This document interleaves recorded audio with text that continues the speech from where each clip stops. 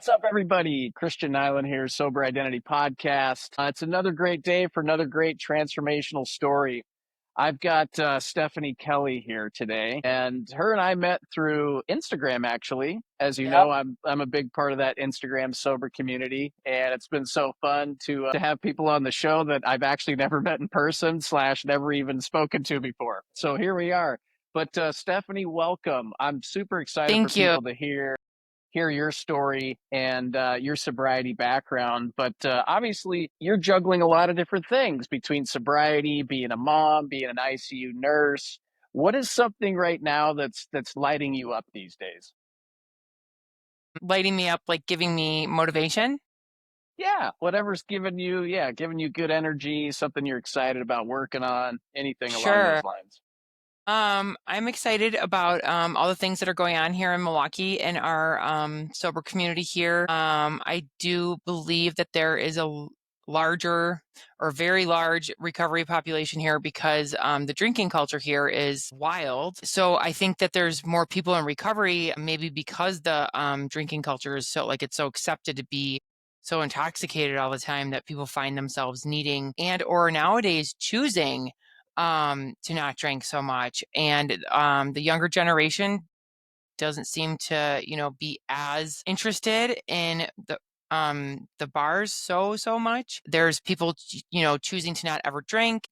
I've met people in the sober active community that I'm involved with, which we can get to, that are choosing not to drink, maybe because of family history or just because they don't want to be around it and they don't want to be, they just want sober activities. So the Phoenix is super exciting. My job is busy and keeps me occupied, and I could work 80 hours a week and they would still ask you to pick up more. So there's no lack of job security. And my kids, busy, super athletic kids, very involved in sports. I'm blessed. They're good students and I have huge grocery bills and no minimal doctor bills. So I really have no complaints. Life is good. It's going in the right direction. And that's great because it took a little curve for a little while. Yeah, I'm sure that it did, and it's so nice to hear. It just sounds like you have a very abundant life right now. And for a lot of people, it's not the case, certainly when you're in the spirals of drinking and the chaos that ensues with all that. And you brought up the younger crowd there, where you're located. And it's been an interesting transition that at least I've seen, and you've probably seen it just being part of this community of people are really starting to take a look at this. They're starting to take a look of like, yeah, sure. It's good. It's fun to go out to the bars and get blasted with your college friends, so on and so forth. But a lot of people are getting way more curious on this lifestyle. There's a lot more people who are vocal about it, and certainly you've been very loud and vocal on your sobriety page. What got you to decide to be so vocal when it came to this and to create your page? Sure. So part of my story involves, interaction with God. I would say, my moment with God and a miracle. I promised God, first of all, I was trying to get sober in mid 2020, and I kept having little slip ups. And I woke up in a jail cell and in December, and I thought I couldn't do it with the cravings. Like I couldn't fight it, the mental obsession. It was not letting go. And I begged God to help me with that aspect of recovery, that mental obsession with alcohol. And I don't have any cravings. It wasn't, before an active addiction, just all day drink, don't drink, drink, drink, drink, don't drink, try not to drink, drink, too early, too late, just insanity. And that is gone. I mean, the only time I think about alcohol is when I'm talking about it, or like I have a thought that would have triggered me in the past, and it doesn't even raise the thought that, oh, I could have a drink. I should have a drink right now. Like my kids fighting used to trigger me, and a bad day at work, you just came home and drank, and or any day at work, it really matter. So let's see, I'm getting back to the question. I promised God that if he helped me and relieved me with the obsession, that I would recover out loud and proud. My pathway to sobriety is AA, and I promised that I would be there to hold the door open to the newcomer in AA. And I actually think that it has evolved even more than I expected, that I'm louder and prouder than I thought I would be. And I had been thinking about starting an Instagram page for a little while. I don't know what the hesitation was. I mean, I had been pretty open about my story, but I was really about to get really open about it, um, I guess I just let go of fear of being judged. I mean, my family has been amazingly supportive. I have a huge extended family, cousins and aunts and uncles. As the details come out, there were no details before. It was like, oh, I was struggling with COVID.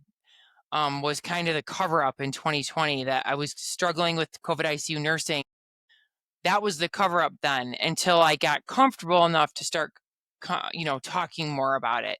So I guess just as I got further along in sobriety and more comfortable with this identity, that I decided to start the page to inspire others, to share my story. A huge motivation for me is my children, that hopefully that they might be some of those people that choose not to ever start drinking because of their family history. And it's both sides of the family. And so that, genetically, everything that I can do to show them sobriety is still fun and you don't have to have alcohol to drink. And I'm sorry, alcohol to have fun it's just that much more normalized. Yeah, definitely. I wanted to touch on the family history piece. Yes. Yes. I personally have the same, it runs in so many families everywhere, it's rampant. Right. And I was curious, before you started drinking, and I obviously want to touch on that progression, did you go into drinking with that fear, knowing that you did have it run in your family, the alcoholism? I I did. I did. I actually didn't drink until I was 21. Because of that, my plan was to never start drinking. Mm, once you turn 21 and you can legally obtain it and get into bars and um I think somebody said to me like just because your genetics doesn't mean you're going to be. And I have siblings who are not, but it was me. So, I mean, thank God for them that they're okay. And who knows, maybe all three of my kids will be okay. Um, but I did have that fear. I don't know why. I had that feeling when my dad got sober. I just remember thinking to myself, I was 12, and I remember thinking, I'm never going to drink. I'm going to be an alcoholic, which I don't know why I would think that. And, I don't regret the path that it took because it wouldn't have gotten me to where I was today. Like my story would be different. My story would be, oh, I just never drank. I'm just sober. And that just hits a little different. And not that it's not great, but the path that happened is, just what I had to do. That was just the path I had to go down. So the answer to the question is yes, I did definitely consider that. And I think part of the reason why I was able to keep my drinking career going for that time frame was probably because I didn't start so young. I didn't go away to college. I went to a community college and stayed at home, and then my work paid for my bachelor's. Like I don't think I would have been successful if I would have gone away to college. Probably the later start is what kept me going later as opposed to getting sober, earlier in my life. I was 41. And so yeah, that definitely affected it. Yeah, so you mentioned your dad. I mean, what kind of relationship did you have growing up? I mean, was he a really heavy drinker?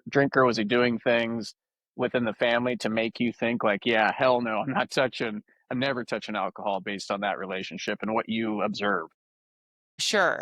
It was actually not super obvious in the house. I went to when I went to treatment, the therapist asked me about that, and I said, "Oh yeah, my dad got asked me about my childhood," and I said, "My childhood was great. Like we had everything we needed. We went to church. We went to Catholic school. My mom's a nurse. My dad got sober when I was 12," and she said, "Whoa, whoa, whoa. Let's go back. You had this great childhood, but your dad got sober when you were 12." It was not in the house. He had long periods of sobriety and then would have a slip up. And it was not like worst case scenario. It was, I would say, minimally affected until we got a little older and learned about it. And so that's another reason why I don't know why I would think that, because it wasn't, like a terrible, crazy, violent, disruptive household. My mom kept it a tight ship and there was no drinking in the house. It wasn't there, it was outside. And so for me to think that, I don't really know why I thought that. I'm going to be an alcoholic because I had not been exposed to it or seen a lot of it in the house. Yeah, my dad had struggled with it for years, and so like I said, there was periods where, that he was not drinking, long periods of time.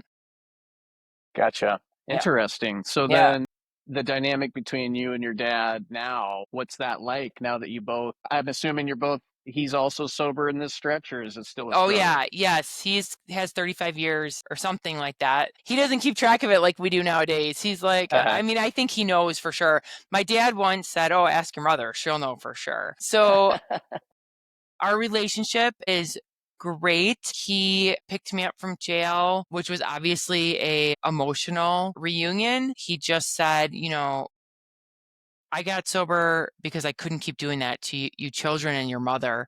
And he's like, you can't keep doing this to your kids stuff. And I knew it. Like I was already done. I had been done. I just didn't have like the final surrender, but I did in jail. And so when he picked me up, he said, you go to this treatment facility and you do everything they say, like because I have a tendency to be argumentative. And so I went there and I did absolutely everything they said. I mean, it was a holistic treatment facility and they offered medications that I was like, it was like nerve medication. And I'm like, I don't take that. As a nurse, as a nurse, you go through someone's home med list and that's what they get when they're in the hospital. So I'm like, I don't take Neurontin. Like I don't have nerve pain. And the guy said, "Oh, this is just the standard protocol." And I said, "Oh, okay, I'll take it. I'll take it. I'm not arguing." And so I had to separate the nurse, um, and allow myself to be taken care of because I was so used to taking care of everybody, taking care of the kids. That's all I did was take care of other people all the time. Um, I mean, since I was 20 as a nurse, I became a mother at 33. All I did was take care of people. And so to separate that and allow that to happen, my dad encouraged me to do that. And now he is amazingly supportive. He's proud. His generation is not so open about it. And so that has taken a little adjusting, but he's accepting and he's proud of me. He's very proud of me. It's emotional. Yeah. That is so neat. I mean, Yeah. how awesome is that for you to be in such a rough place and to have your dad pick you up and to be understanding of your scenario? Can you imagine if he came in there rip roaring to go, like a lot of men in that generation go, what the hell? And they're pissed off and they're projecting their own stuff on you, and you're like, sorry, dad, like I don't know what's wrong with me, but to have that comfort, if you will, of like my dad is going to understand this and I can actually talk to him about it. Like, how awesome is that? Correct. Um, he has shared that all of his friends from high school and that, his drinking buddies, they're all dead. They're all dead. And after he picked me up in jail after a horrific car accident.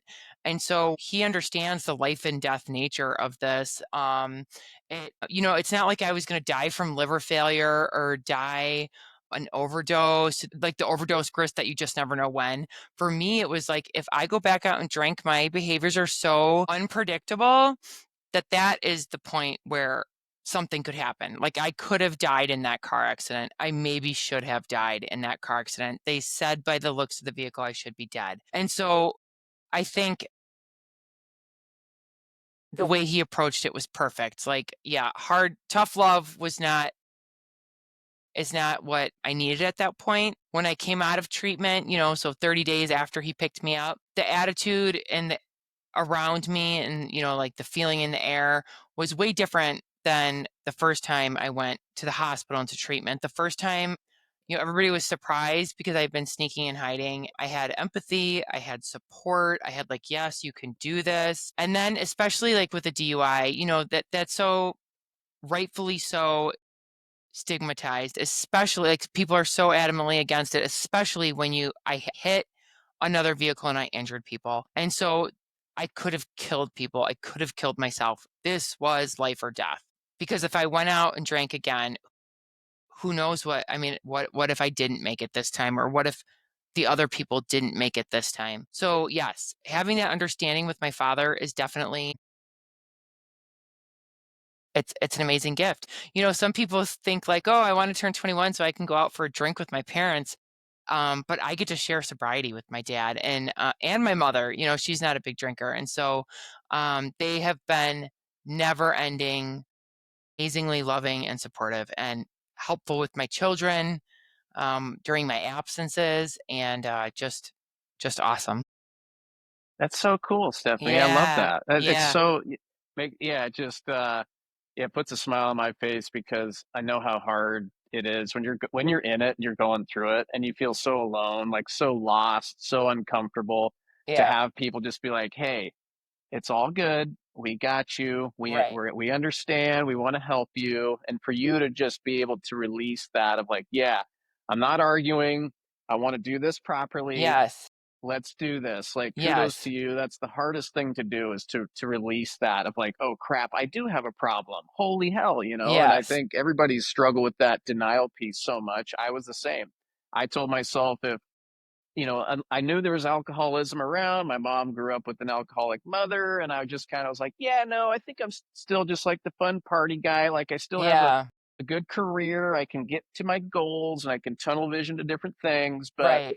at the end of the day, it became like I've kept pushing it further and further, just like you. I mean, I was fortunate enough not to crash my car or get a DUI, but I was this close every time, Right. right?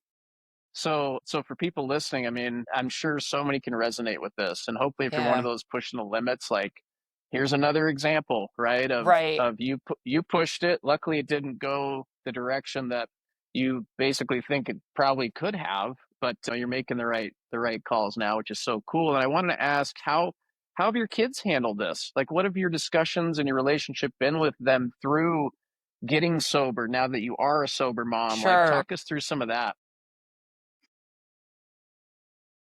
What when in 2020, my oldest was 8. Thankfully, remembers. I mean, I'm sure he remembers me drinking, but I don't think that he knew that it was a problem. It's so in the culture here. You know, you hang out in the neighborhood with a bonfire with the neighbors and everybody's drinking. But it was apparent that there was a problem in the end when I like could not get up off the couch. And I do remember him asking me why why I wouldn't get up. My daughter was 5 and my youngest was 3. They have very minimal memories. My daughter acts like she remembers, but I think it's mostly the stories that she hears. So in 2020, it was, COVID COVID was a very good cover up. It was a convenient time for me to go through all this just because it covered up so much. And I could say it's therapy and I could say that mommy's dealing with a lot. And actually, when I went to rehab and treatment, we called it therapy because the kids were so young. It was too much all at once. And I was gone. So I don't know. So I was gone to the hospital in June of 2020 for 5 days and then straight to treatment. And there was no visiting allowed because of COVID. And then I was gone again in December in jail and then to treatment. So another 35 days with no visiting. And then 18 months later or 21 months later, I had to serve house arrest. I did get to see the kids, but I was not at home. So as like when they were older, when I had an ankle bracelet on, and why aren't you at home, mom? Why is this? I had initially said, I have to go away. It's my punishment for the car accident. And then they were kind of asking more questions, and then I just decided it's too complicated. And then I just have to tell the truth. And so that's when I started telling the truth. I mean, everything. They know everything. And not all of it has been told to them by me, but it has been told to them. And when they ask me, I tell them yes. They're like, you hid bottles, mom? Yes, I did. You did this, mom? Yes, I did. My oldest son is like, so I had to wrap Christmas presents on Christmas Eve because you were in jail? Yes, I was, honey. And he and I have a special bond, that boy and I, young man. He's almost 13. He's taller than me now, but he's Yeah. still my little boy. He's very aware. He's acutely aware, and they are proud. My oldest, in adolescent development studies, they had to pick a drug to research, and because of how I am so open and proud, he told his whole class, I pick alcohol because my mom's an alcoholic, but she's a sober alcoholic and she's awesome. And it started this conversation in the classroom. Because I asked my son, I'm like, what did your classmates say? And he said, somebody said, my mom's drunk and she's still on the floor. And somebody said, my dad died in OD. And somebody else said, my dad's in jail for dealing. It opened up this whole conversation. And he had a sleepover, and I had a little, like, I painted something at art therapy that had a 4 on it for my 4-year anniversary. This is recently. And his friends were here for a sleepover, and he goes, look, guys, my mom made this art because she's 4 years sober, and I'm so proud. And he asked me to wear this to basketball when I got it and it was new. He's like, can you wear that this weekend? And I thought, are you sure you want me to? And he said, yeah. So I did. So they are very, very supportive and proud. And it's just a different environment nowadays. And the way that I'm raising them, that this is the way it can be. Like, it's amazing that the stigma is lessened and it can be this way. That's such a neat story. I Yeah. mean, it doesn't get better than that because you're just showing your kids that you're a human, right? And we Right. can't always be perfect all the time. We're going Right. to make mistakes, and it's when we hide stuff in our family. And I'm teaching my girls this right now. I said, always just tell the truth. We can always work with the truth, but when we're hiding stuff, it just Right. creates this chaos within the family. And now your kids are just sitting there wondering. It doesn't help anything, and then it creates even more stress for you because you're like, oh hell, I gotta make up this thing. Yeah, like mommy's got to disappear for this long because of this, and now you're having to make up story after story, and your kids can pick up on that. They're so Right. smart, so sharp. Yeah. It's so stressful to even think about. So what a cool opportunity for you to show them, hey, mom is just like you. I make mistakes. I've had to go through this. I want you to know what this is about. And now it's such a great teaching moment. And on top of Yeah. that, it's now empowering them to go tell others, which then those other people are being empowered to address it with their families or whatever. So it's just this awesome ripple effect that just cascades everywhere. Amazing. Absolutely. I love it. I Absolutely. love that so Yes. much. Yes. I just had a thought. My son said one other thing to me recently. He said, just out of the clear blue, he's like, it seemed so long when I was 8 and you were gone for 35 days. He goes, but now he's like, thank God you did it. He's like, look at you now, mom. Like, it's just amazing. Yeah. And they know, I made my amends to them, but they're kids. They're like, okay, mom, you're sorry. Great. And I'm like, no, like, me staying sober every day for the rest of my life is my living amend to what you guys went through. I insisted they go on to therapy for about, I don't know, the first 6 to 8 months. They really didn't want it. And the therapist is like, they're really, I mean, doing great. I think I know there's subconscious like development that we'll never know how they are or how they're affected until later. But hopefully I stopped soon enough that, that the good example is more stronger than the bad example is my hope, and being so vocal about it. And now all of my friends, I mean, with AA and the Phoenix, everybody I'm around almost everybody is in sobriety or recovery, and so they meet all these people and they see that it's way more common than people acknowledge. You don't have to dig very far in any family tree to find somebody affected by drugs or alcohol slash mental illness. And so I tell my kids that I'm like, people just don't talk about it. And then, but when you do, look what happened at school. Somebody's like, my grandma, my grandpa, my mom, my dad's in jail, my dad's dead. And so that perfectly, and I had been telling my kids, you don't have to dig very far in a family tree. And then that happened at school. So it's just a different, like, the whole recovery movement is amazing. It's an amazing time to be experiencing this and to be sober. I can't imagine ever going back. I just can't even fathom it. Like, my whole identity was drinking before, and now my whole identity is sobriety and recovery, and I can't imagine going back. It would be my worst nightmare to, like, lose this and to not necessarily to start my time over. Like, I mean, I would deal with it, but um have to go back just through those early days and the shame and the guilt, and um I just can't ever go back. No, I'm with you. And it's Yeah. about damn time that this movement is happening.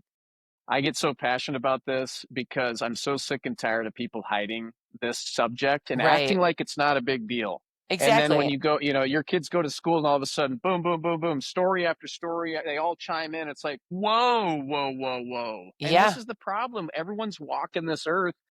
And it's like you're so judged if you're sober and oh, it's your whole personality now, blah, blah, blah. And it's like, no, I'm standing up for something that is so vital to stand up for, period. And if you are delusional enough and in such denial that you don't understand that, that's totally on you.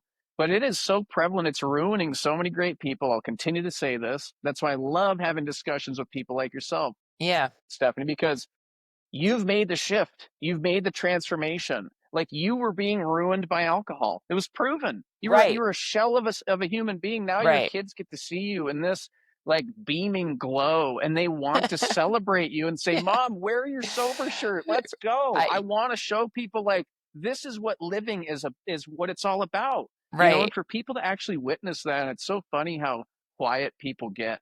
And I'm sure you've seen that in people that you used to deal with am astounded by that of like you're doing something so positive for yourself and also spreading such a positive message and all of a sudden people get so awkward and uncomfortable they don't want to deal with you, they think it's annoying to an extent. And kudos to you for I love your personality and I can tell you're just a bright like vibrant. I'm sure if you and I went drinking together back in the day like we'd be out of control because we just have Yeah. these like and Dancing I on the love that bar. you're totally, like, just laughing and having a ball with everybody and just completely checking out of life. That's all I was doing too. I was totally just I loved being so reckless because it was just I obviously was struggling with a lot that I didn't understand at Right. the time. But yeah, this just makes me so energized and I'm so excited that people are spreading this message. So keep Yeah. wearing that shirt and keep Yes. doing what you're doing. People Yeah. need to hear that. And your Yes. kids are going to spread it now. So it's going to be this exponential growth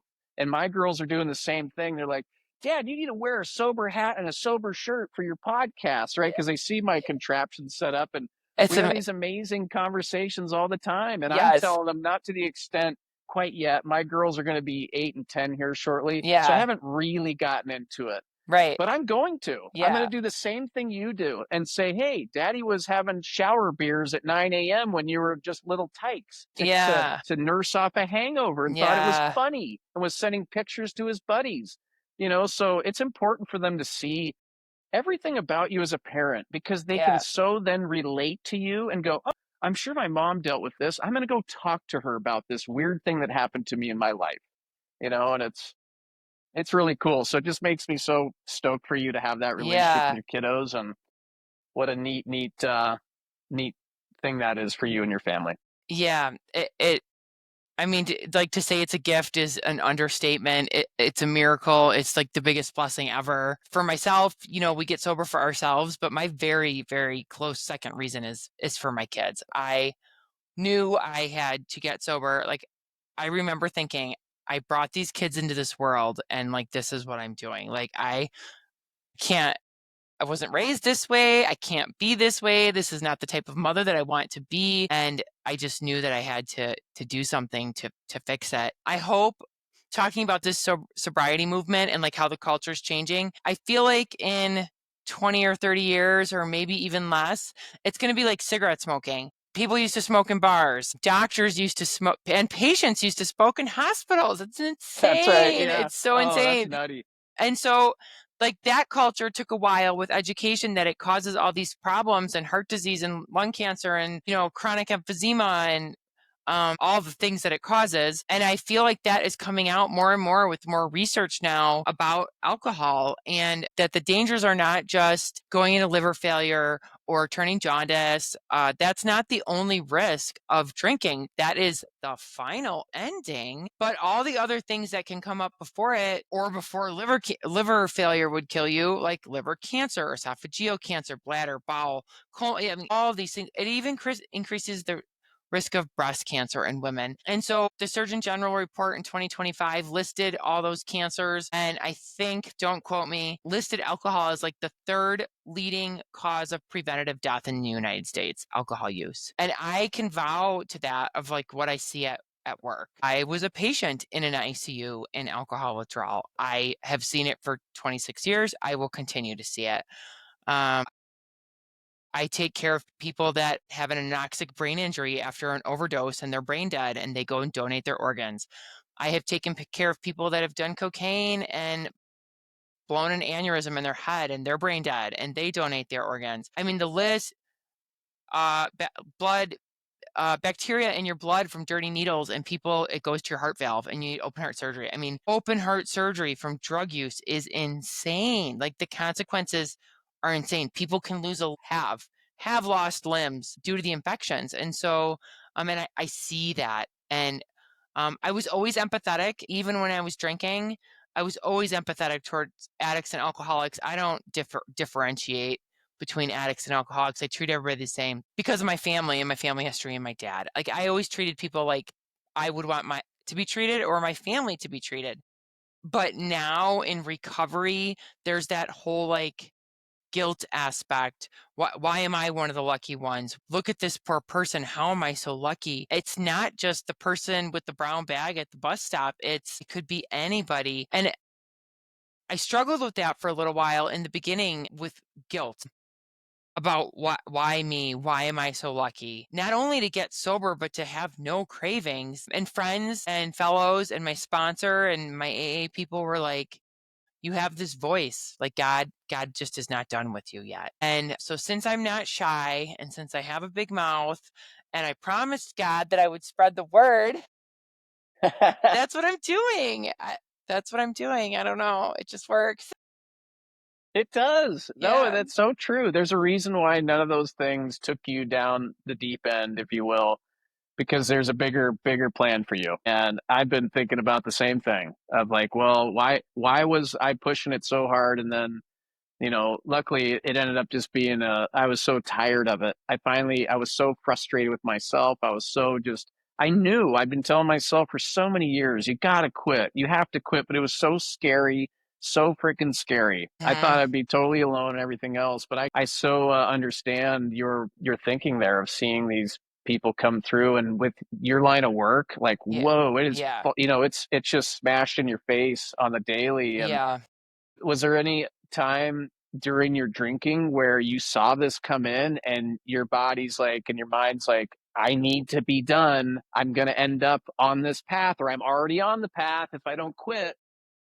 Yes. 2020 was crazy. A friend of a friend, I mean, we were acquaintances, but we hung out. She actually passed away in February of 2020. She had been sober on and off. She was told that if she ever had a drink again, that she would die, and she did. I'm assuming that she had liver failure and like blew a varice or something from the liver failure, but she was found down in a puddle of blood with an empty bottle of vodka. And it was vodka for me, and it always seemed like it was vodka. And so whenever I heard vodka, I'm like, that is going to be me if I don't stop. And then I was like having a very uncomfortable day at work, and I was taking care of a patient who was very, very end stage, like his last day of liver failure. Horrible way to die. Swollen, yellow, itchy, jaundice, can't eat, nauseous, awful. And your liver doesn't produce the clotting factors appropriately. And so he had a spontaneous like bleed, like this huge bruise on his chest wall. Um, and he was delirious and he was still mumbling about just getting another drink. And in his delirium, in his pain, and I mean, so my friend had died, and then that happened like a month later, and this was in 2020. And then my sobriety journey started in June of 2020. So there was absolutely things all along that I kept thinking, this is going to be me. And then in the end, the very, very ending progressed very rapidly. Um, I had not been drinking 24/7 for, I don't know, longer than a month, but I knew that I was going to have to be hospitalized for alcohol withdrawal. And not so much that I was worried about Like, I wanted it to end so bad, but I was like, "Man, now everybody's gonna know. My secret is out." Okay, so it went from Steph drinks too much and Steph has a problem to, "Oh, no, confirmed alcoholic, like, this is real, this is done." I guess I don't know why I couldn't ask for help. I was waiting to get caught, and I wanted to get caught. I was like, "Why is this taking so long?" I don't know why I just couldn't get the words out of my mouth. But when I did get caught, those were the first words that came out of my mouth. "I have to drink to stop the shakes. I need to go to the hospital for withdrawal right now." And I was driven there, and my BAC was very high, very, very high, and I walked in, and the person that was with me was gonna be and I was to the lady, and she looked at me, and everybody's looking at me, and because it was early in the morning, and they're like, "What the hell?" Yeah. Uh-huh. So it was a humbling experience to be on the other side of that, and I was also worried about, as an ICU nurse, being judged like, "You should have known better. How could you let this happen?" All those types of things, and I was not. I was treated with most empathy. I don't remember my night shift nurse's name. She was young, very young, in her 20s. And my last day, she was going to be off for a couple days. I was going to go to treatment. She brought me a little notebook and she signed it, and a couple other nurses signed it. And she gave it to me and she said, "I wish just one of my parents would have done what you're doing." Because I was so hysterical about leaving my kids and not seeing them and going, I tried to say I wanted to do outpatient or PCP or whatever, that I didn't want to be gone from the kids. And I mean, considering I drank when I left, it was definitely the right decision to go there, but it was just so hard to be away from the kids. But to hear a young woman say that, I knew that it was going to be the right thing for my kids. And like my son told me, in retrospect, 35 days out of their whole childhood, 18 years, or their whole life, that I missed, is a drop in the bucket compared to what I can give them now. Mhm.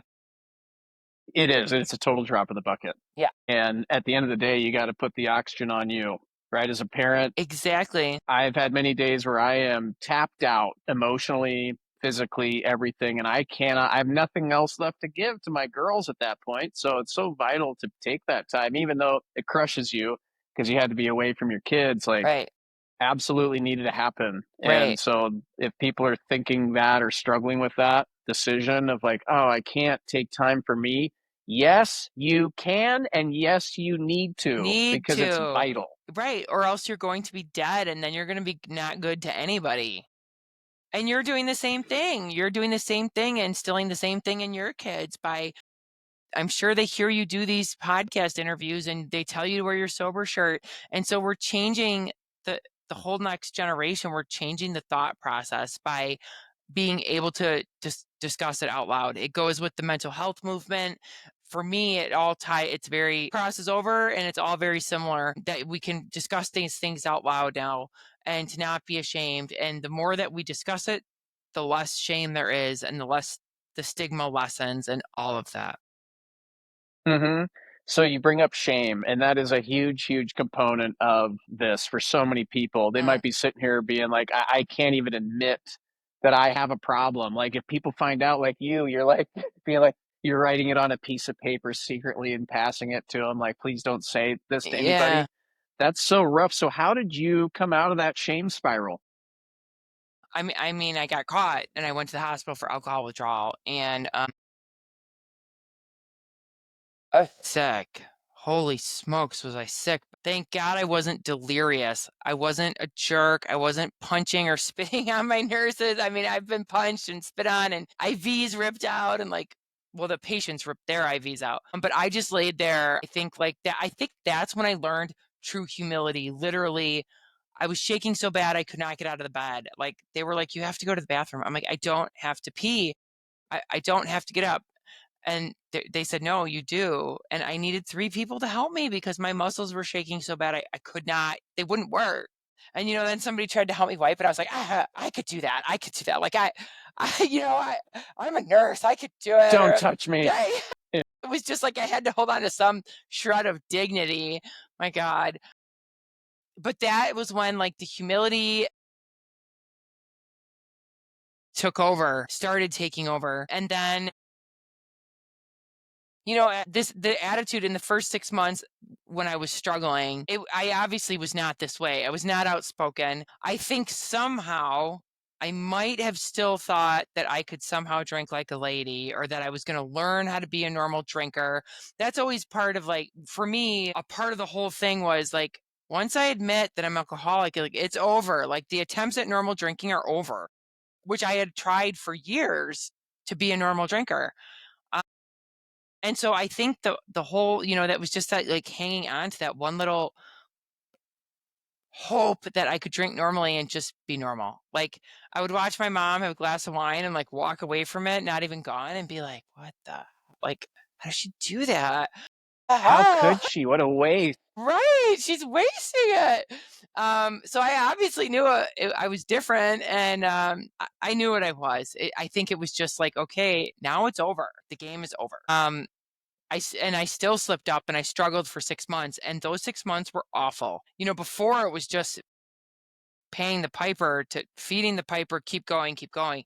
Now, trying to get sober and fighting that all day long, that mental obsession,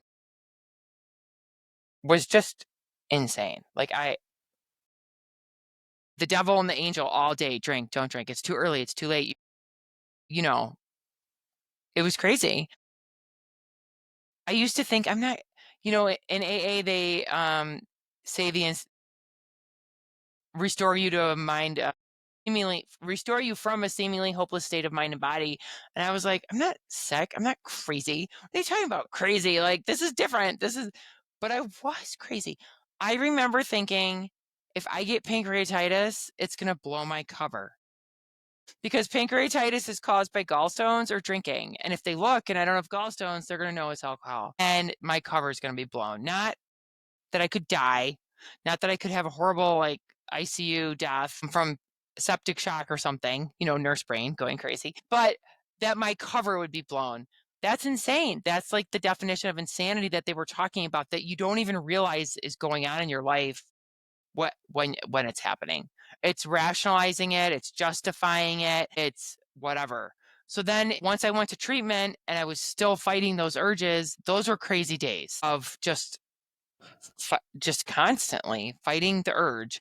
Like I mentioned earlier, I slipped up several times. The final slip up was the final blowout. And to be free of those cravings is just, there's no other explanation other than it's a miracle, because it wasn't going away before. Like, it was not.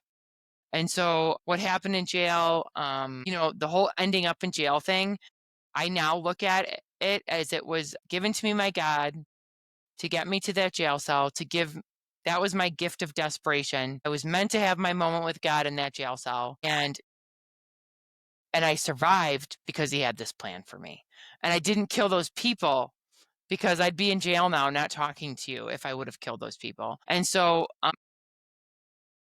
I praise God that those people recovered. They had minor injuries. And it's just the way my story went. It's in the past now. And I share it because if you're struggling and you're fighting that thought, and I hated that saying in early, I mean, it's still around, but like when I first heard "play the tape forward," this counselor at my first treatment center had the most nasally voice, and I'll never forget it. "Play the tape forward." I was like, oh my God.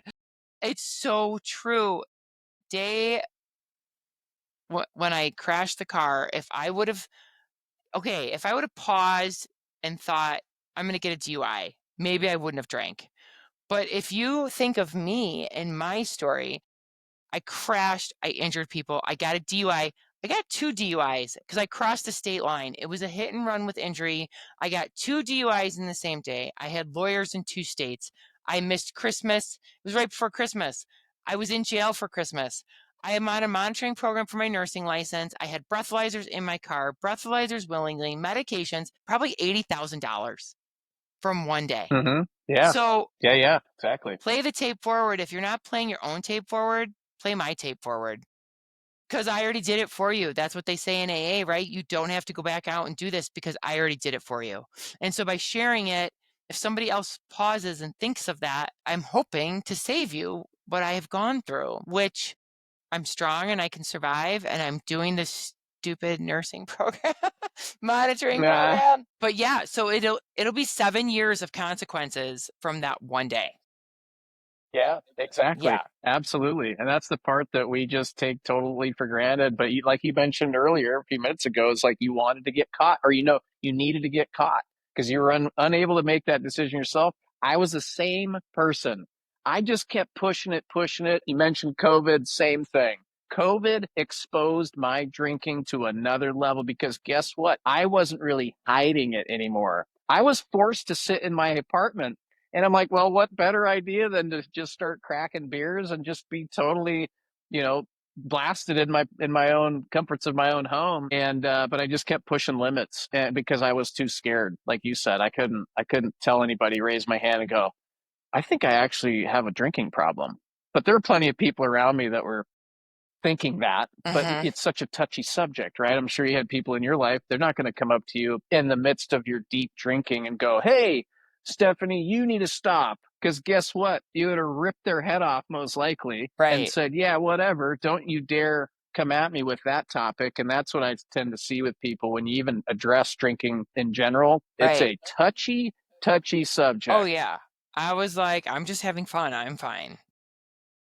Yeah, Me too. I was like, as long as it doesn't affect my work, I'm good. Guess what? Starts creeping in there. And then it totally becomes the create. norm. Right. Yep. Becomes the total norm. You're just like, yeah, whatever. I don't care. It's 10 a.m. I don't want to be hungover today. Like, I'm going to have whatever. And I Right. just started living like that. And I was like, whoa, Yeah. pump the brakes here. Right. And looking back now with the clear head, and I'm sure you've done that too, my jaw just drops to the floor. I see pictures and I remember what I was doing then. And I thought it was totally cool. And now I'm like, oh my God. And I My just take some God. deep breaths and sit down and go, thank God I do not drink anymore. Ex- Like it is so magical from that standpoint. Like I'm never touching that. Right. Everything is proven to me. And I'm like, I can't do it anymore. And yeah, I love spreading that message. Yeah, absolutely. I agree 100%. Um, no bigger blessing in life. I've read the quote, it's sobriety is the best gift you could ever give yourself in your lifetime. And I remember asking my dad, when I was drinking, like, don't you miss it? And him being like, no, miss what? Like DUIs and problems and car accidents and fights. I mean, I don't know what exactly. I'm just saying in general, like, why would anybody miss that? Why would we miss being sick, mentally obsessed, it was controlling our lives. We were putting ourselves at risk. Other people were like, why would anybody miss that? It's like a hole in your head. Yeah. So Yeah, I agree with you. yeah, Now, what has been one thing that totally surprised you about being a sober individual now? I am still amazed. So I'm speaking for myself. I don't recommend this for everybody because I don't have cravings, because I do almost daily Zoom meetings. I believe I'm staying spiritually fit. I believe I'm earning my daily reprieve by logging into, and I do go to in-person meetings as well, but just because of work and kids, Zoom makes it so doable. It amazes me that I can go anywhere and I am not tempted. I sorry, my mom. Okay. Is she making another appearance? So, oh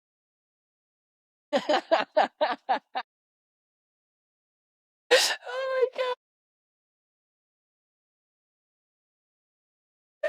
My parents are still here a lot and helping me. They're both here today. That's great. That's great. I love it. Okay, it amazes me that I can go to a bar, to state fair, to a birthday party, whatever. I can see anybody drinking and I don't care. I don't want it. I don't think about it. I don't think, wow, I wish I could have just one. It's gone from me. It's magic. It's gone. I don't want anything to do with it. The smell repulses me. Um, and I think they say, like, in AA, like, your body will repulse it. And it happened to me. I accidentally took a sip of somebody else's alcoholic drink that was heavily, whoa, like I smelled it, it hit my mouth, and I was on the dance floor and I spit it out all over the dance floor. And everybody knew that I was sober. And I just picked up like a Jack and Coke instead of my Diet Coke. And everybody's like, wrong drink. And I was like, I didn't even want to risk that entering my system and like activating the allergy. This, I smelled it and I was like, it was so strong. And I used to be like, oh yeah, this one's strong. Yeah. Like when you were drinking, like, oh yeah. But yeah, that is what amazes me. The obsession being gone, the freedom. AA promises freedom. Before I got sober, I was like, I'm free, man. I live in the United States of America. I could do whatever I want. I'm free. I wasn't free. I was a prisoner in my own home. I was a prisoner, a slave to the bottle. Now I'm free. My brain is free. I have clarity. I have the freedom to go anywhere I want and not be thinking about, am I drinking too much? Am I drinking not enough? Don't forget to drink a water. Drink a water, go to the bathroom, sneak a bottle. Don't do that. Don't do this. Like now I'm free. And so to have You are, yeah, yeah. yeah, It's it's amazing how much we think about it and focus on it. I yeah, was the same. It's like, when am I drinking next? And yeah, I better eat. I never would, I'd end up not eating because I'm just drinking and having a good time. yep, And then, it's, yeah, I just hate even talking about it now. I can't even fathom going back to that. Once you get a taste of this peace and clarity, it's better than any drug on this planet, yep, in my opinion. It's for like sure. I immediately look at people at a bar, no judgment, but I walk it forward in my brain. I say, "Hey, Kristian, what if you sat down there with those guys and had an IPA? How would that change your life right now? Would it be any positive direction of any sort?" And every time I'm like, I know exactly what it'd feel like after two sips, half that beer, two more. I want more. It's like I I want put in more. a solid career of, I know exactly the transition Right, of how I get drunk and what I do, and I start getting a lot of energy. And before you know it, like, my mission is to close down the bar. It's to egg everybody else on to right, keep going. Like, there was no off switch ever. I enjoyed the social part of it. I mean, that's the and connecting with others. That was really something I've realized now. Of like, I loved drinking, but it was more because I got people to be themselves finally, right? And yeah, if you remove booze now, you're seeing it. You're getting to be completely yourself on camera right now, and it's because that's you. right, And I think that's the biggest thing to look at here is alcohol's keeping you from being you. right, I thought I needed it to be me. Oh, hell no. right, I don't need that at all. In fact, I'm so much better in so many aspects of my life when I don't have it. And so I think the people that have that crutch mentality, just know that you got to figure out why. Well, why do you think you need that? right, Why do you think that's the only way to have fun? There's a gazillion things you can do to have fun. And I'm sure you've found some new things just in your journey of like, wow, I didn't realize I enjoyed this that much. Or you're tapping into the old stuff that you used to love, maybe as a child or earlier in life. It blows up and expands your entire capacity for fun and enjoyment right, that I never realized was there for the taking because I kept hitting the brick wall of fear. Like, right. nope, nope, I need this. It's the only way. Exactly. I'm assuming we're gonna wrap it up soon. I wanna I have two comments. I grew up in Chicago. I love the Jordan sign in your background. I had to Thank you. comment Yeah, on it. yeah. That's my favorite shot. Yeah. But yeah. And my sober active community, the phoenix.org. It's on my Instagram page. I was about 2 years sober and I came home.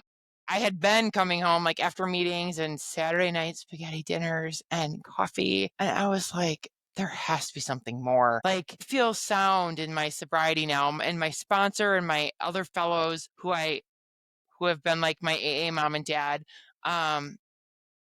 were like, yeah, you need to find something else. And I started looking on like Facebook for women's groups and you talk to people and you make plans and then you don't meet or you go for a walk one-on-one or coffee. And I was like, this is still not what I want. Like I want to have fun. And so I came home one night after being dissatisfied with the evening and Googled sober activities Milwaukee and the Phoenix came up and it had started in Milwaukee in 2020, but it had started, it was brought to Milwaukee in 2020.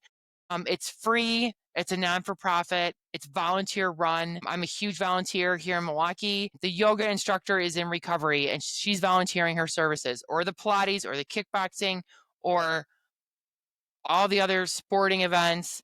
And then the Phoenix raises money and the karaoke is free, or we have partners and we get to go to the Milwaukee Symphony Orchestra and I get to get dressed up and go out and do these things, or sports clothes, whatever. I like them all the activities. It's all free.